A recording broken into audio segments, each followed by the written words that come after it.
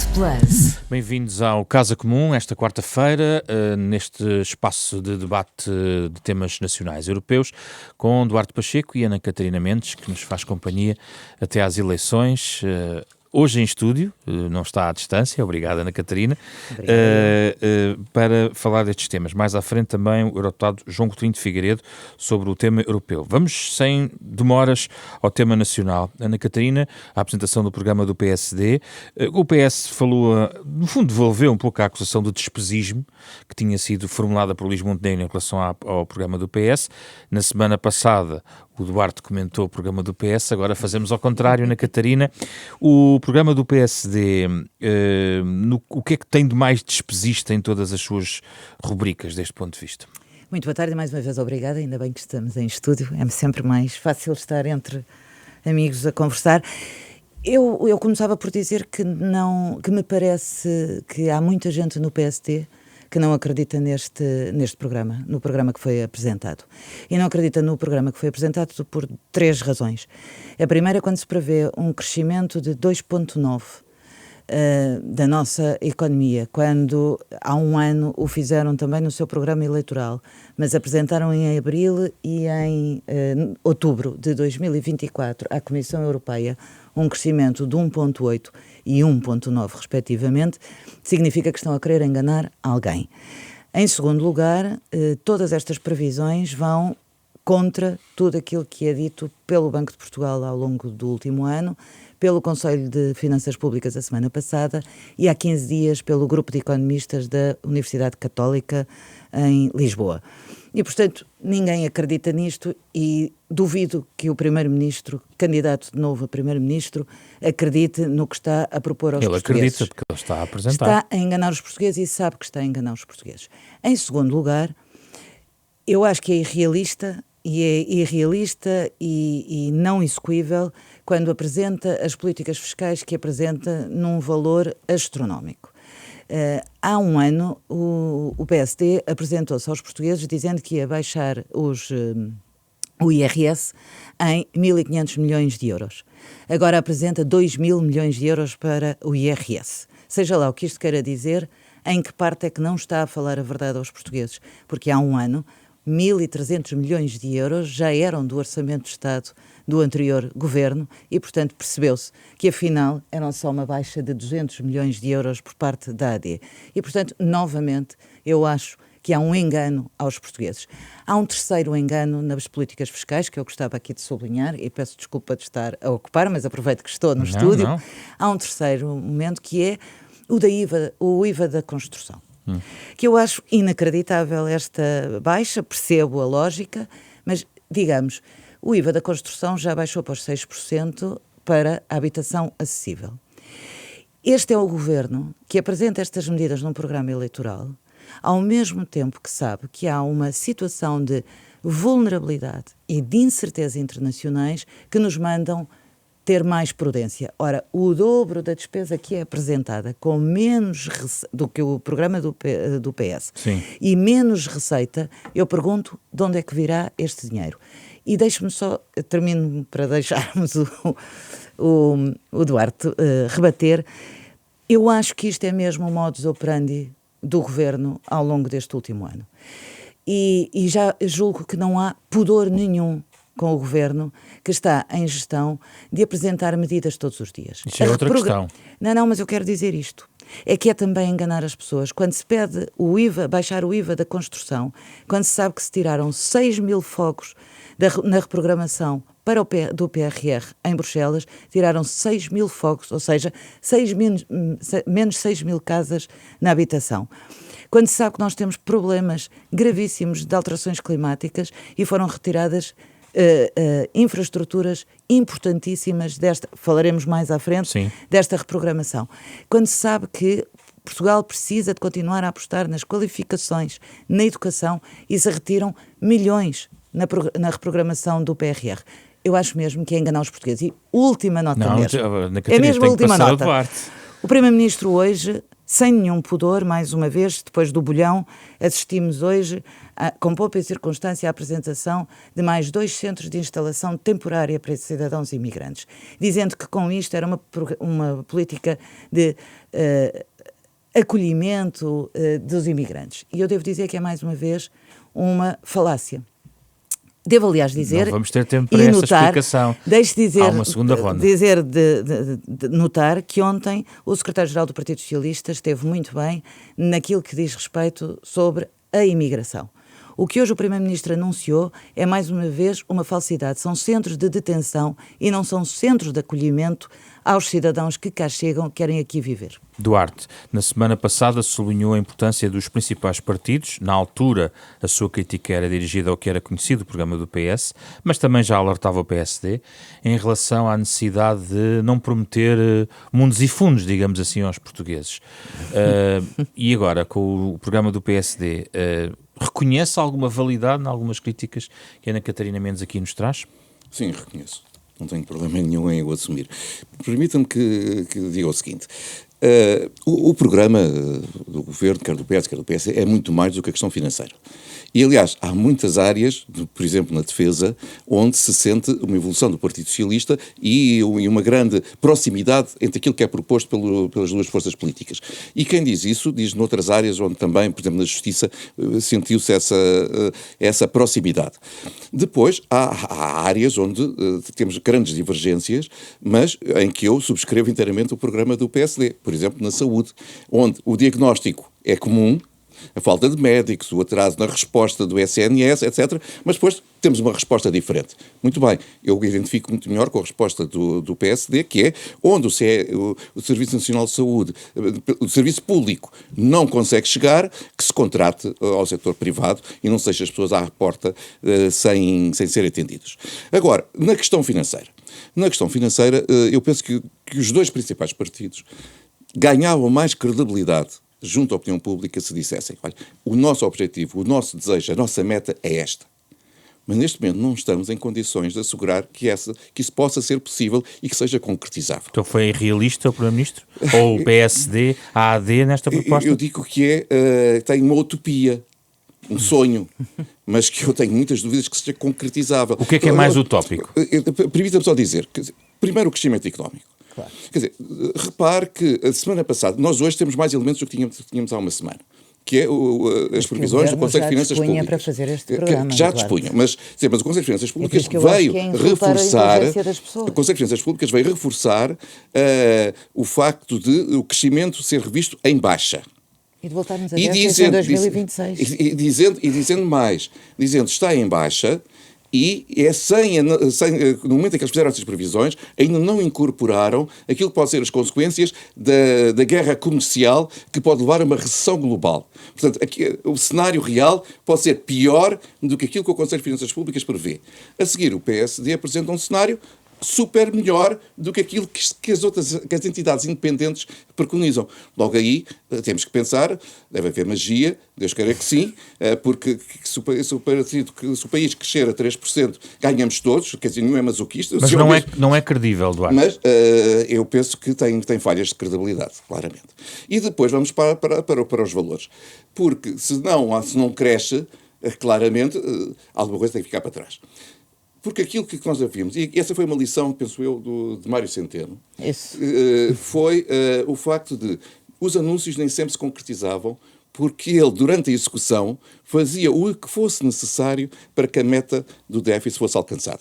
Isso foi algo diferente face a governos anteriores que procuravam... Eu pensei que ia dizer que o Mário Centeno nos habituou a contas certas, equilíbrio das contas, mas com recordes de cativações... Excedente orçamental. Ana, eu estou a tentar ser neutro quase na análise. Repare, mas já lá por isso de Miranda Santos. Não, também as fez. Também as fez. Defesa, numa agora, altura destas. deixa-me só dizer, por exemplo, aquilo que nós criticávamos antes e que eu continuarei a criticar no futuro, é muito simplesmente dizer, vamos fazer isto, toda a gente pensa depois que aquilo é para concretizar, na realidade, na execução, porque há compromissos internacionais, e hoje eu acho que está incutido no país, nos portugueses, que é preciso ter contas equilibradas, vai-se cortar naquilo que for necessário cortar para que as metas sejam alcançadas. Por isso, mesmo que eu percebi a resposta dos vários membros do Governo ao Conselho de Finanças Públicas, quando não se preocupe que não haverá déficit. Claro, eu quase que subscrevo por baixo. O Ministro da Economia foi obrigado a corrigir-se em plena conferência de imprensa. Significa que o Ministro das Finanças há de pôr o pé no travão, se for necessário em alguma coisa, em que áreas é preciso cortar, é isso? Claro. Não chega para tudo, então. Olha, quer dizer, as cativações é um exemplo, o corte do investimento é outro. Agora, o que é diferente daquilo que a Ana criticou e que tem uma justificação. Por exemplo, reprogramação de programas no PRR, reprogramações em Bruxelas, nomeadamente na área da habitação. Ana, eu tenho conversado com alguns autarcas que me dizem que não há resposta do mercado, não há capacidade de concretizar, eles têm os projetos feitos. Quer dizer, quem me dera que eu conseguisse concretizar aquilo que tenho em carteira. E são autarcas de várias cores, não é autarcas só do PSD. Já dou a palavra, Ana Catarina. O mercado não responde, não há capacidade instalada para responder.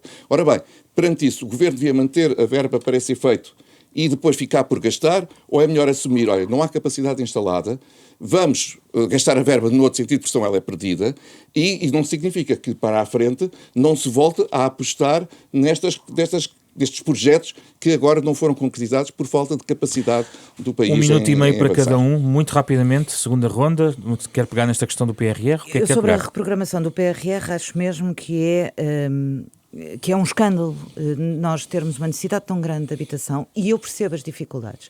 E é por isso que quando o Sr. Ministro da Presidência vem dizer que está muito contente com o fim da manifestação de interesse, desconhecendo, aliás, que a manifestação de interesse significa trabalhadores, imigrantes, com 12 meses de descontos para a Segurança Social, que estão aqui e com isso conseguem regularizar a sua autorização de residência. O líder também concorda e já anunciou que não vai repor a manifestação de interesse. Eu sei, mas até acho que ontem esteve bastante bem sobre a matéria da imigração. Que evoluiu, mas é verdade. E que agora concorda com o Governo. O que eu lhe quero dizer é, eu acho que, por exemplo, retirar áreas como a educação, a saúde e a habitação da reprogramação do PRR, acho um erro.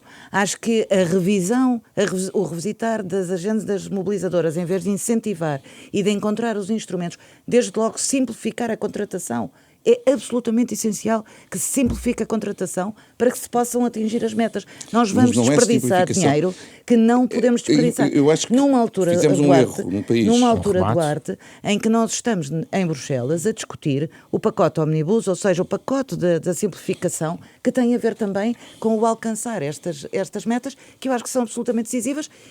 E mais, por último, eu acho mesmo que o programa do PSD é um insulto à inteligência das pessoas, porque é enganar os portugueses, quer na previsão de excedentes orçamentais que sabem que não vão ter, quer na previsão de um crescimento económico que sabem que não vão ter, quer nas medidas que se propõem num conjunto de áreas que, do meu ponto de vista, enganam os portugueses. Duarte? É uma questão de fé. Não é fé, agora, não, é factual, é completamente em relação ainda ao PRR, nós estamos a falar de concursos que ficam desertos.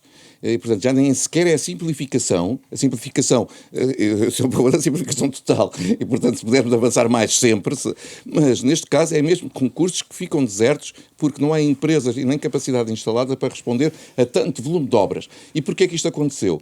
Porque a partir de quando tivemos a crise económica relacionada com a Troika, houve muitas empresas que fecharam efetivamente e portanto, depois os empresários foram para outras atividades, foram para outros setores, outros emigraram para outros países e mantiveram a sua atividade, mas fora do território, e portanto, hoje temos menos capacidade produtiva do que tínhamos há 10 anos atrás. Esse momento foi penoso para Portugal, foi o momento da Troika e da forma como se foi além da Troika. E sobretudo, como José Sócrates deixou o país, obrigando à intervenção externa que ele próprio chamou. Querem abrir esse debate? É que não vamos ter tempo. Muito bem, vamos fazer aqui então... O debate é de 2025 e de quem vai ganhar estas eleições. Vamos fazer uma... E nas próximas semanas vamos ter... Este vai ser o prato forte da nossa conversa. Vamos ao tema europeu desta semana. Euronet Plus. Com João Coutinho de Figueiredo, que se junta a nós neste painel. Obrigado, João, pela disponibilidade de novo neste espaço, como tem sido habitual contar com a presença dos eurodeputados eleitos por Portugal. João, num contexto em que toda a gente fala um pouco mais da segurança e da defesa, e agora também se articula também muito a questão da competitividade e da economia, parece que a questão climática ficou um pouco para trás. Os eurobarómetros mostram uma descida deste tema nas opiniões dos cidadãos europeus e aparentemente ouve-se menos falar sobre este tema numa altura em que conhecemos ontem mesmo um relatório com um ano 2024 na Europa com recordes de temperaturas, inundações muito graves, um dos 10 anos mais chuvosos desde 1950 na Europa Ocidental, com custo económico de vários milhões de euros e 413 mil pessoas afetadas por inundações. João, as alterações climáticas vão ficar para trás? É inevitável que tal aconteça? Boa tarde, Zé Pedro Frazão, e um cumprimento especial à Ana Catarina Mendes, que está em estúdio e eu estou aqui em Bruxelas a apanhar chuva. Aqui também. Por acaso também está a chover, João. Também está, pronto, já não me sinto tão prejudicado. Mas é um gosto estar convosco mais uma vez, muito obrigado pelo convite. Eu fui ler este relatório com atenção porque, de facto, os dados que dele constam são particularmente preocupantes, todos esses recordes que o Zé Pedro mencionava, de temperaturas, de precipitação, de gelo dos glaciares, de incêndios, inclusivamente, nomeadamente em Portugal, que é citado especificamente, e de facto é assustador. E o que me ocorreu foi tentar perceber se eles mencionavam alguns dos motivos que podiam estar por trás desta leitura e destes dados do ano 2024, porque como nós sabemos, há uma diferença entre discutir clima e discutir o tempo. Não é? Claro. O tempo é uma coisa instantânea, num curto período de tempo. Os climatologistas trabalham em horizontes de 25, 30 anos. E fiquei particularmente desagradado e até desconfiado pelo facto deste relatório não mencionar uma série de coisas que ocorreram em 2024 com impacto no tempo. Vamos ver se com impacto no clima.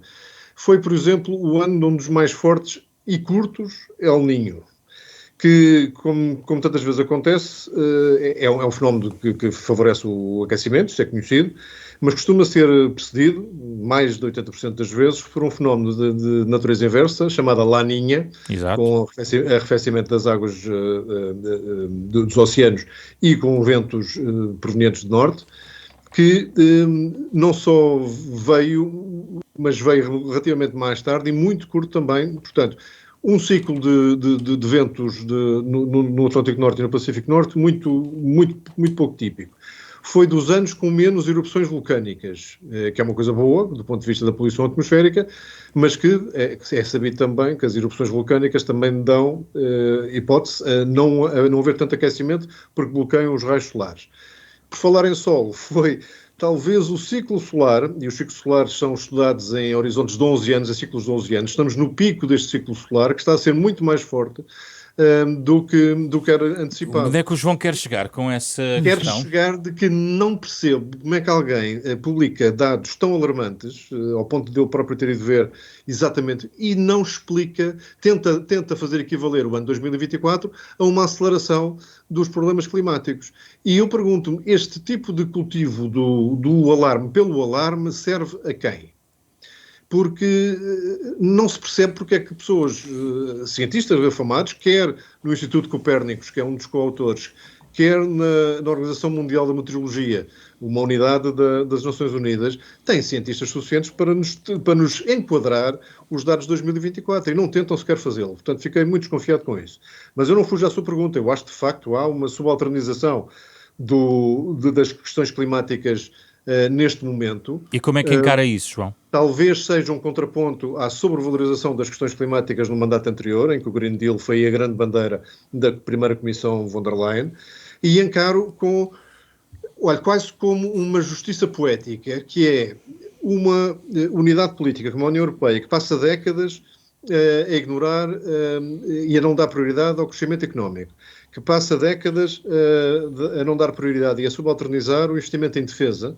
De repente vê-se o ano passado já com a publicação do relatório Draghi e agora com a tomada de posse de Trump, perante a necessidade absoluta de dizer não, realmente eu não vou conseguir combater as alterações climáticas se não tiver recursos para fazer, porque a transição energética é extremamente dispendiosa, o investimento em tecnologia que vai ajudar a combater as alterações climáticas é extremamente dispendioso e agora por cima disto vamos ter uma prioridade que penso que politicamente é assumida por todos como sendo a primeira prioridade, de investir na segurança e defesa europeia.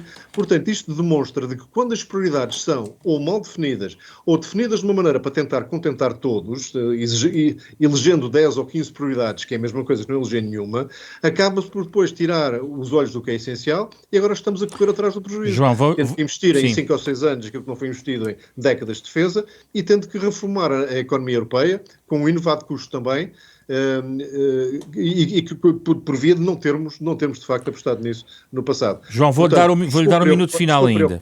Mas estou preocupado politicamente, porque isto mostra que a Europa não soube definir as suas prioridades. Ana Catarina Mendes, como olhar para esta equação e se é inevitável o clima ficar para trás?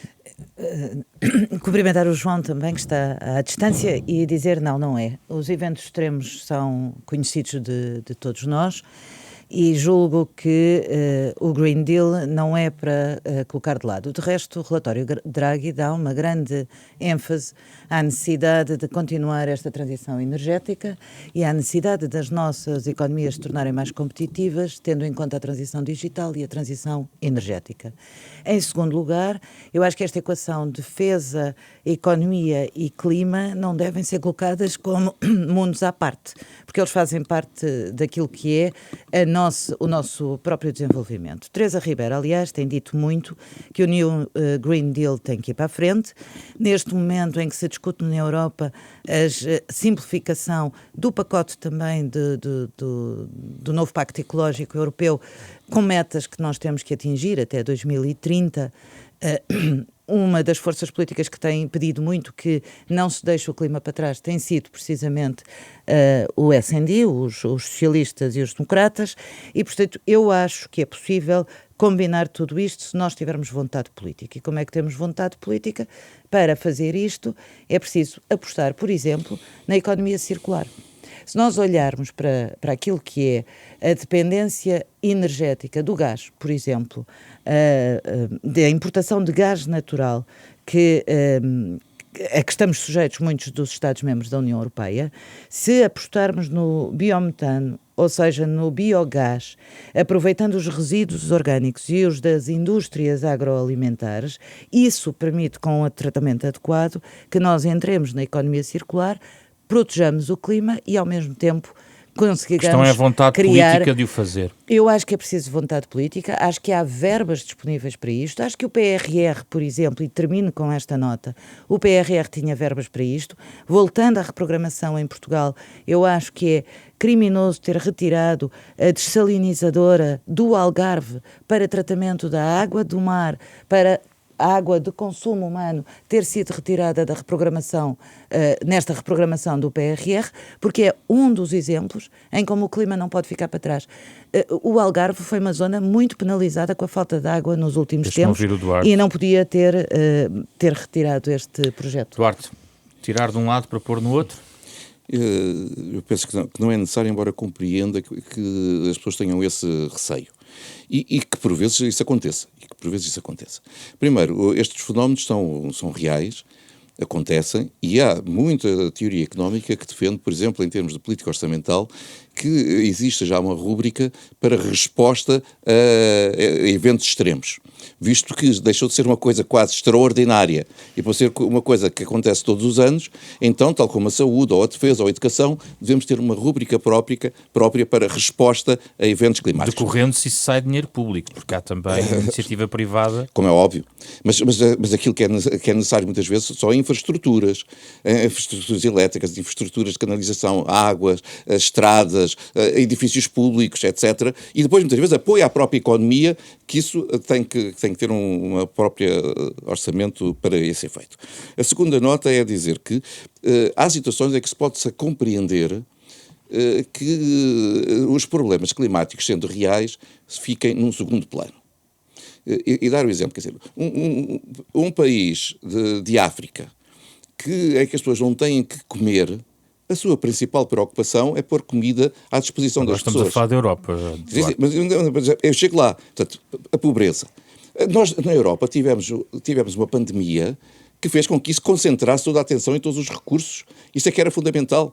Quer dizer, é preciso dizer que há fenómenos que podem justificar essa situação. E agora justifica-se? Agora, neste momento, Estamos a viver uma situação que é preciso apostar na segurança, mas quer no discurso da Presidente da Comissão Europeia, quer no relatório Draghi, que é, vamos dizer, a Bíblia que neste momento está em frente à Comissão, dão prioridade a que se continue a investir no combate às alterações climáticas.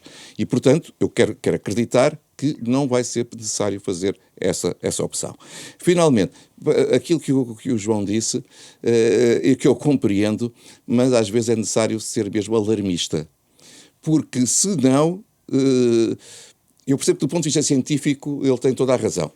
Mas, se não for o alarmismo, porventura aí sim, cai para segundo plano, porque junto à própria opinião pública... Um alarmismo que vem de cientistas, Duarte? Não, é necessário às vezes gritar bem alto para que, junto à opinião pública, este assunto não caia no esquecimento perante outras prioridades. Mas uma coisa são os cientistas, outra coisa são os políticos. Está bem, mas os cientistas têm a necessidade de, para fazer valer aquilo que eles acreditam verdadeiramente, que é a necessidade, neste caso, de não deixar esta política para trás, de enfatizar a realidade, porventura até com alguma hipérbole, sim senhor, sim, mas para que os políticos não a deixem para trás, porque deixe de ser menos popular do que era há uns anos. João, só um remate. Se aplicar o relatório Draghi, que penso ser bastante bem visto pelo João Coutinho de Figueiredo, estaremos a defender o clima da melhor forma possível, mesmo em tempos quer de crise, quer de investimento noutras áreas?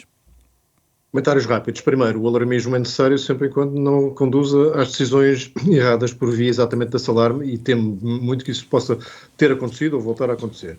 Em segundo lugar, o relatório Draghi é publicado, acho que ainda não aconteceu. O relatório Draghi é publicado bem antes da noção da forma como o mundo mudou e o alinhamento geopolítico mudou com a posse da administração de Trump. E, portanto, o próprio Mário Draghi, com quem eu já tive a ocasião de até trocar impressões sobre esta matéria exatamente, percebe que os seus 800 mil milhões de investimento adicional anual que ele previa no seu relatório não são compagináveis, não cabem, digamos assim, com o investimento adicional em defesa, que tem valores similares a este num período de 5 a 10 anos. Portanto, é a essência da política que está aqui em causa. Vamos ter que fazer escolhas. E o que a Ana Catarina Mendes fez aqui foi exatamente a tentativa de tentar, aqui sim, enganar as pessoas, dizendo não, é perfeitamente possível continuar a apostar no crescimento, no combate às alterações climáticas e no investimento em defesa, sem ter que prescindir de mais nada, e as coisas ajudam-se. Eu recuso-me a entrar neste tipo de discurso. Quero falar verdade às pessoas. E vai ficar para trás, João? É isso que quer dizer? Falar a verdade é dizer que esse tema vai ficar para trás? Vamos ser claros. E essa é a definição clara da expressão prioridade. Há coisas que são mais importantes que outras. E, portanto, com muita pena nossa, temos que escolher politicamente o que é que fica para trás, o que é que fica subalternizado. E dizer às pessoas que vamos investir em defesa porque há, por exemplo, vantagens económicas na reindustrialização, ou há patentes que vão ter a utilização civil, eu acho que é enganar as pessoas, porque isso pode acontecer, mas não tem retorno, não é reprodutivo economicamente como outros tipos de investimento. Portanto, investir em defesa não é a melhor ideia para o crescimento. As alterações climáticas têm que ser combatidas, e a transição energética e a transição digital ajudam muito, mas são caríssimas. Eu pergunto à Ana Catarina Mendes se tem ideia quanto é que custa só a transição energética. Estamos a falar para cima de 15 mil milhões de euros, em cima das outras despesas que estamos aqui a falar. Portanto, nós temos que ser claros em relação a estes temas. Se há uma prioridade agora imanente, porque não interessa ter uma economia muito pujante se não tivermos em segurança, pois a defesa é mais importante. Não interessa tratar do ambiente se não tivermos os recursos financeiros para pagar por ele, portanto temos que dar prioridade ao crescimento. E, portanto, não há, neste momento, só para terem um dado que talvez as pessoas não tenham noção, neste momento a União Europeia é responsável por pelo menos de 6% das emissões globais. Menos de 6%. Tem uma melhoria da intensidade energética, ou seja, da energia gasta por cada unidade de PIB, que baixou mais de 30% nos últimos 6 anos. Está a um nível de uma desproporção brutal. Quando temos outros, nomeadamente aqueles que são mais agressivos do ponto de vista militar, a ignorar completamente todas estas regras. Portanto, é como se estivesse a pedir à Europa que se posicionasse neste novo mundo com uma mão atrás das costas. Obrigado, João. Muito obrigado, João Coutinho de Figueiredo, Ana Catarina Mendes. Obrigado. Peço desculpa Eduardo Pacheco. Fica para a próxima. Muito obrigado. Encontramos-nos na próxima semana. Euronet Plus. Milano. Zagreb.